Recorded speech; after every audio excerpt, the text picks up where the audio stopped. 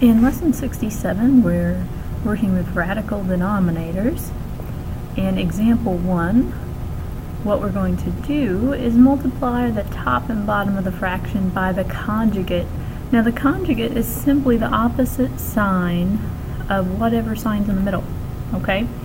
So I'm going to multiply the top and bottom by -4 minus the square root of 3. So it was plus here, so I made it a minus here for the conjugate.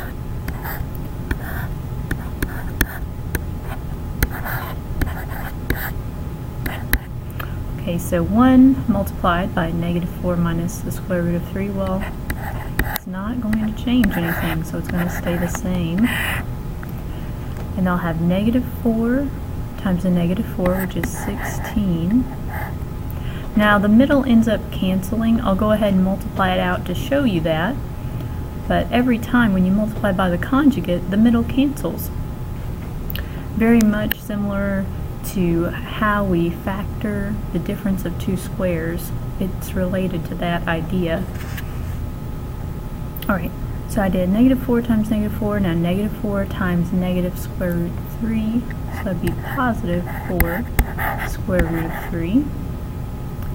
Then we'll do positive square root of 3 times the -4, so that'll be a -4 square roots of 3. And then the square root of 3 times the square root of 3, and one's positive, one's negative, so it's going to be a -3. Okay, then these two cancel because they're exactly the opposite sign, so when you add them together, it would just be 0. And then I'll have 16 minus 3, well that's 13.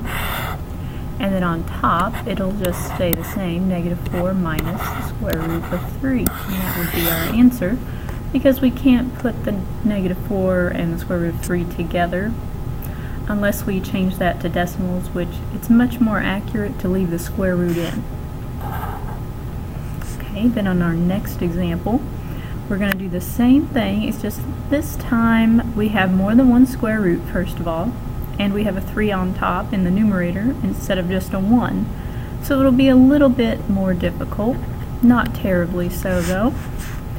So multiplying top and bottom by the conjugate, so we have 2 square roots of 3 and it's positive, so I'm going to make it negative in the middle and it'll be square root of 2.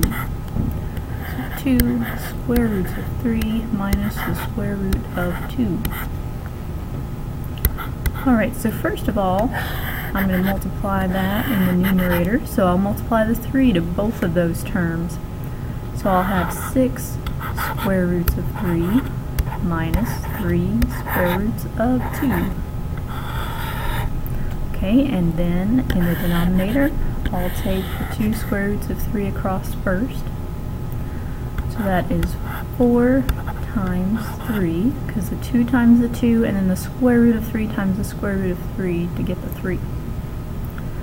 Okay, and then 2 square roots of 3 times a negative square root of 2, so -2 square roots of 6. Okay, now I'll take the square root of 2 across. So I'll have that square root of 2 times 2 square roots of 3, so it'll be now a positive 2 square roots of 6. And then positive square root of 2 times a negative square root of 2, so it'll be -2. So again, our middle terms cancel. 4 times 3 is 12, and then we can subtract the 2 from that. So I'll simplify that to 10. And then on top, I can't put those together, so I'll have 6 square roots of 3 minus 3 square roots of 2.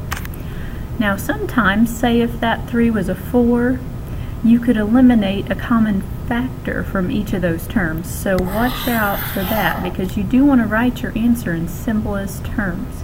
So you can sometimes factor out a common factor. So hopefully this helps you. If you have any questions, feel free to email me or ask me in class.